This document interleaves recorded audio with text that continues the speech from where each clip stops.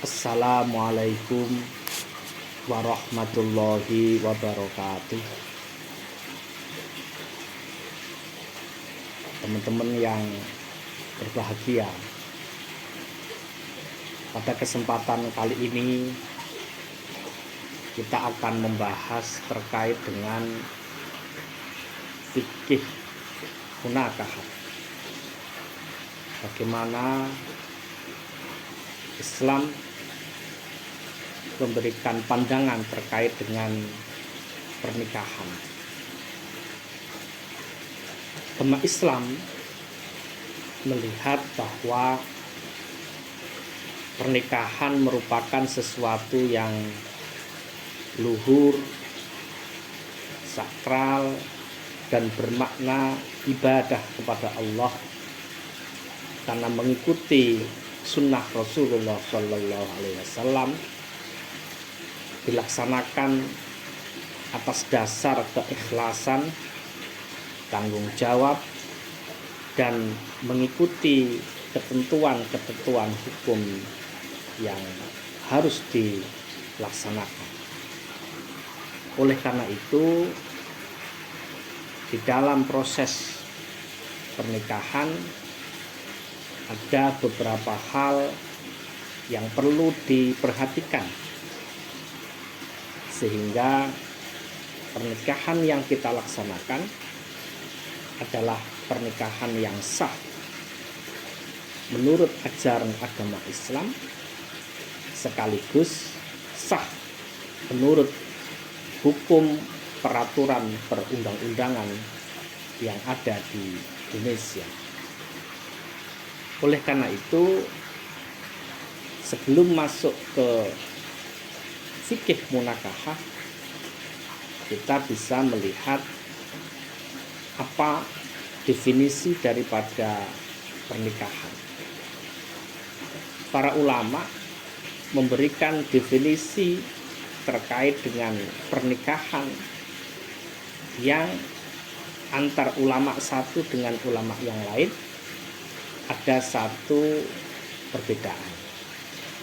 Seperti pernikahan menurut Abu Yahya Zakaria Al-Ansori yang mendefinisikan bahwa nikah menurut syariat ajaran agama Islam adalah akad yang memuat ketentuan hukum tentang diperbolehkannya berhubungan suami istri setelah diadakan lafaz nikah atau ijab qabul sebelumnya. Ada juga menurut Muhammad Abu Isroh yang menjelaskan bahwa nikah adalah akad yang memberikan faedah hukum, kebolehan mengadakan hubungan suami istri antara pria dan wanita yang mengadakan tolong-menolong dan memberi batas hak bagi pemiliknya serta pemenuhan kewajiban bagi masing-masing. Oleh karena itu, pernikahan adalah akad yang menghalalkan pergaulan dan membatasi hak dan kewajiban antara seorang laki-laki dan perempuan yang bukan mahram. Oleh karena itu, Allah Subhanahu wa ta'ala menjelaskan dalam Al-Quran surat An-Nisa, wa in khiftum alla tuqsitu fil yatama fankihu ma tawbalakum minan nisa'i mathna wa thulatha wa ruba' fa in khiftum alla ta'dilu fawahidah aw ma malakat aymanukum dzalika adna alla ta'ulu.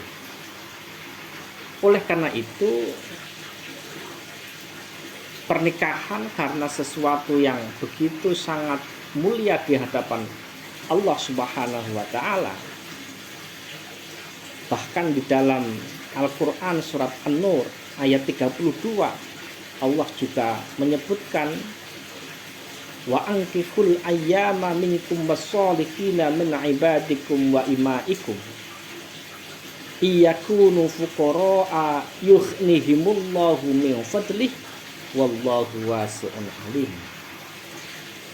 Kita dianjurkan orang-orang yang masih bujang, yang masih jaka di antara kamu, dan orang-orang yang layak untuk menikah dari hamba-hamba sahaya, laki-laki dan perempuan, maka janji Allah, jika mereka itu miskin, maka Allah akan memberi kemampuan kepada mereka dengan karunia Allah Subhanahu wa ta'ala. Karena Allah begitu maha luas, maha mengetahui.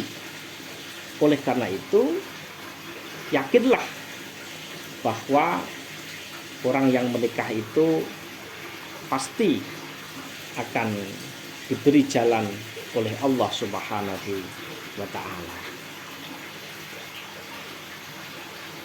Oleh karena itu, di dalam proses pelaksanaan pernikahan, kita juga harus mengetahui bagaimana pernikahan itu bisa dilaksanakan dengan penuh mengharap ridho Allah Subhanahu wa ta'ala.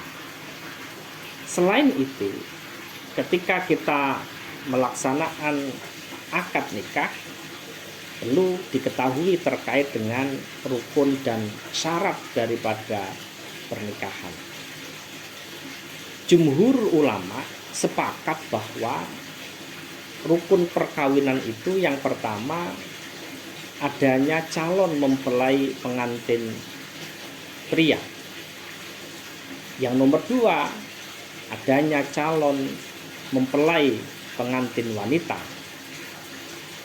Yang nomor tiga, ada wali dari pihak calon pengantin wanita. Yang nomor empat, 2 orang saksi. Dan nomor 5 adalah ijab dan qabul. Ini para ulama sepakat itu. Oleh karena itu, seorang calon pengantin, terutama pengantin wanita, maka harus punya wali. Baik wali dari keluarga, dalam hal ini ayah, atau bisa jadi wali hakim, tetapi harus ada wali yang kemudian hadir, datang bagi calon pengantin. Selanjutnya, di dalam pelaksanaan pernikahan, karena adanya calon pengantin laki-laki, maka ada syarat-syarat calon mempelai pengantin pria. Jadi kalau teman-teman nanti mau menikah, maka berdasarkan ijtihad para ulama, maka ada beberapa syarat yang harus dipenuhi oleh calon pengantin laki-laki. Yang pertama, calon suami harus beragama Islam. Yang nomor dua, harus jelas calon suami itu betul-betul laki-laki. Orangnya juga diketahui dan jelas di mana. Yang nomor tiga, calon mempelai laki-laki itu jelas halal kawin dengan calon istri. Artinya tidak ada hubungan keluarga yang menyebabkan tidak diperbolehkannya hubungan atau suami istri karena ada unsur nasab. Yang nomor tiga, yang nomor empat adalah calon mempelai laki-laki kenal pada calon istri. Yang nomor 5, calon suami rela atau tidak dipaksa untuk melakukan perkawinan. Dan yang nomor 6, tidak sedang melakukan ihram. Yang selanjutnya, tidak mempunyai istri yang haram dimadu dengan calon istri. Dan yang terakhir, tidak sedang mempunyai istri 4. Karena di dalam ajaran agama Islam maksimal istri itu 4. Tidak boleh lebih daripada itu. Yang nomor 2, kita juga harus mengetahui syarat-syarat calon mempelai wanita. Apa syaratnya? Yang pertama, harus beragama Islam atau ahli kitab. Yang nomor 2, terang bahwa ia wanita, bukan khunsa, bukan banci. Yang nomor 3, wanita itu tentu orangnya. Yang nomor 4, halal bagi calon suami, artinya memang tidak ada hubungan kekerabatan yang membuat tidak diperbolehkannya hubungan suami istri. Yang nomor 5, wanita itu tidak dalam ikatan perkawinan dan tidak masih dalam iddah. Tidak boleh wanita yang sudah atau sedang atau memiliki suami kemudian menikah lagi dengan laki-laki lain padahal dia masih dalam ikatan perkawinan. Yang nomor 6, tidak ada paksa atau tidak dipaksa. Dan yang terakhir, tidak dalam keadaan ihram haji atau umroh. Itu syarat bagi calon pengantin laki-laki maupun calon pengantin perempuan. Bagaimana syarat-syarat wali? Perkawinan dilangsungkan oleh wali pihak mempelai wanita atau wakilnya dengan calon mempelai pria atau wakilnya. Itu syaratnya apa? Yang pertama, wali hendaklah seorang laki-laki. Yang nomor 2, muslim. Yang nomor 3, baligh. Nomor 4, berakal.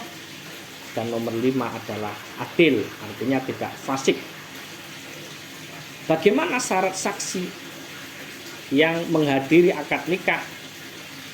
Yang pertama, syarat saksi yang pertama adalah 2 orang laki-laki. Yang nomor 2 adalah muslim. Yang nomor 3, baligh. Nomor 4, berakal. Yang nomor 5, ini melihat dan mendengar. Dan yang nomor terakhir, mengerti, paham akan maksud daripada akad nikah. Yang nomor 5, di dalam proses pernikahan itu ada namanya syarat ijab dan qabul. Perkawinan wajib dilakukan dengan ijab dan qabul dengan lisan.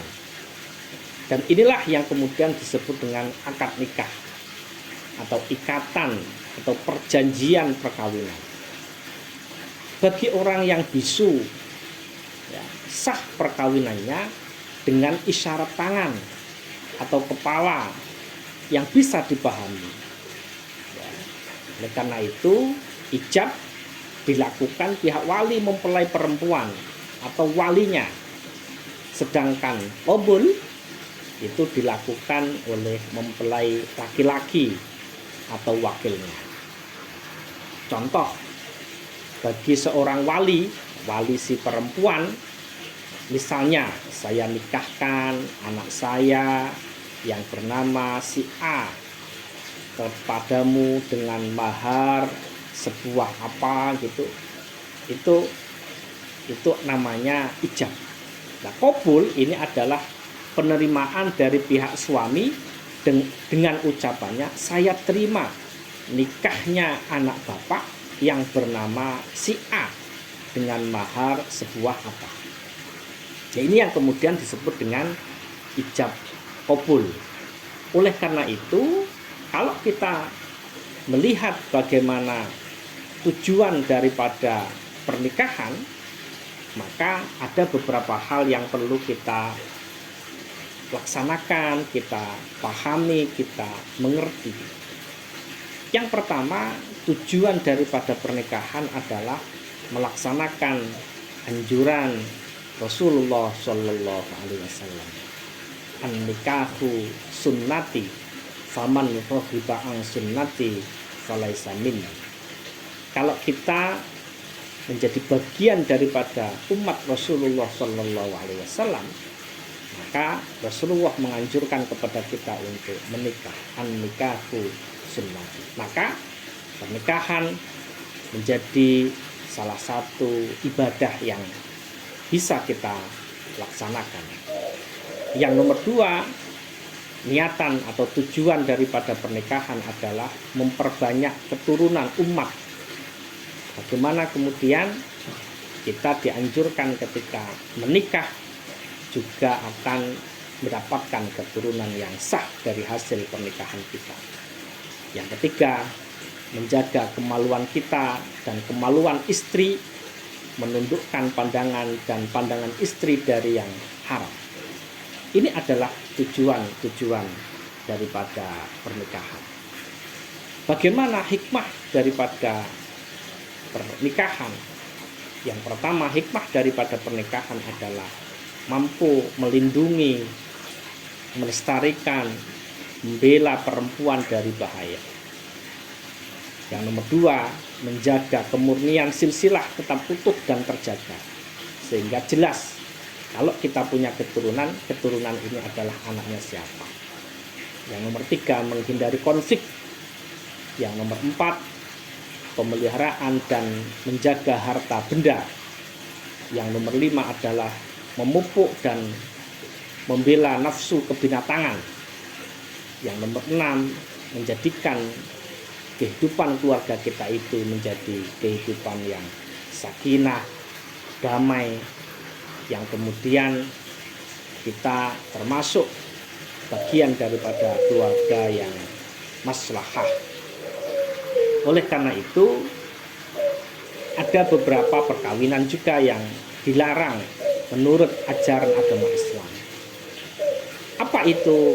Yang pertama, pernikahan dilarang karena ada hubungan darah terdekat, adanya hubungan persusuan, adanya hubungan persemandaan, ada hubungan li'an. Ada juga, kita juga dilarang untuk melakukan sesuatu yang bisa merusak perkawinan kita, baik disebabkan karena tolak bain kubro atau yang lainnya.